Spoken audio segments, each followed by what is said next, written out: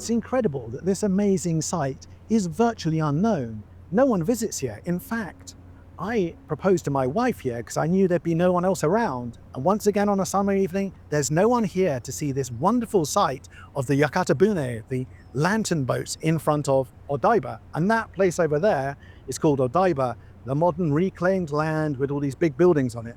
And where we're standing is the original Odaiba, which were fortified islands built in the 1850s to protect Tokyo against a possible invasion by US ships.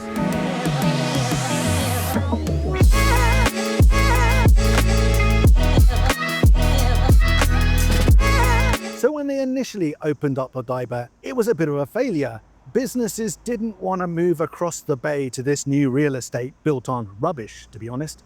But then they realized the real value of Odaiba, which is space. Space is something you don't have in cramped central Tokyo, but here you've got space not just to build massive shopping malls and massive hotels, but you've got space to do dangerous, noisy and ugly things.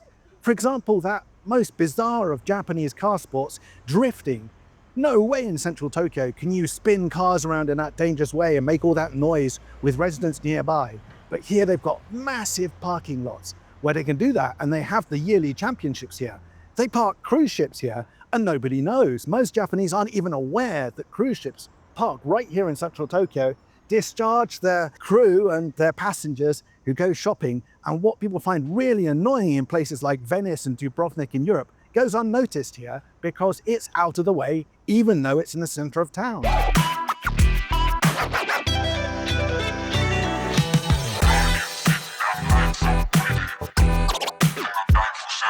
And what better to fill this space than this massive statue of the Gundam suit?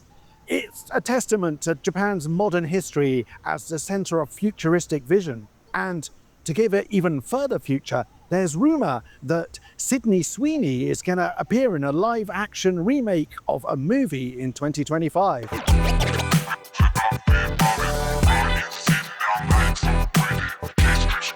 So above all, Odaiba is a place for massive shopping centres with a particular focus on children.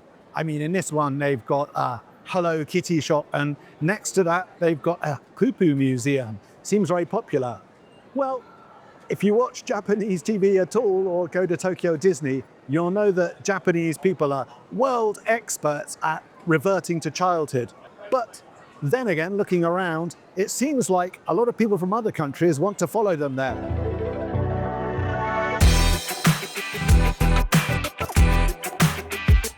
So another benefit of Odaiba having space is production companies like us can film things here that we couldn't normally in other parts of Tokyo. And once for a TV drama, we filmed the scene of someone being run over by a car and the police coming, and we rented out a disused police car. Yes, there are companies that hire out retired police cars legally. We did that here, and here's the picture of someone lying in the road with the car that supposedly ran him over. And sure, the real police came and checked on us, but out here, you're not bothering anyone. The residents are not going to be worried about all these police cars suddenly turning up because there's no one around.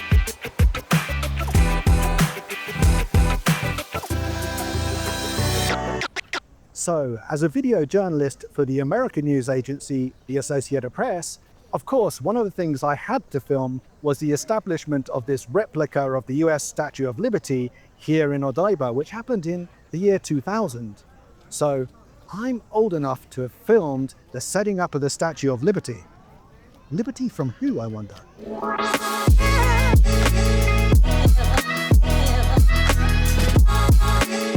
So everything on Odaiba is reclaimed land.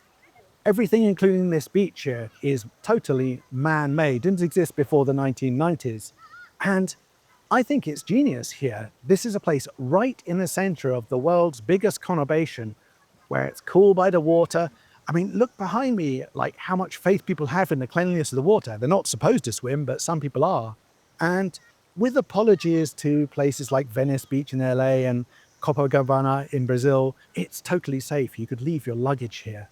So generally, after a busy day in Tokyo, this is such a nice chill out spot where you can watch the sunset go down over the best cityscape you can possibly get of Tokyo.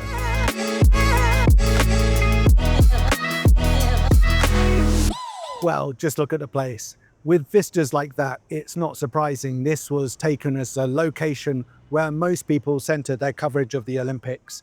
And it's also a place for weddings, romantic walks, and after a long, hard slog in those tight streets in Tokyo, it's great for one of these.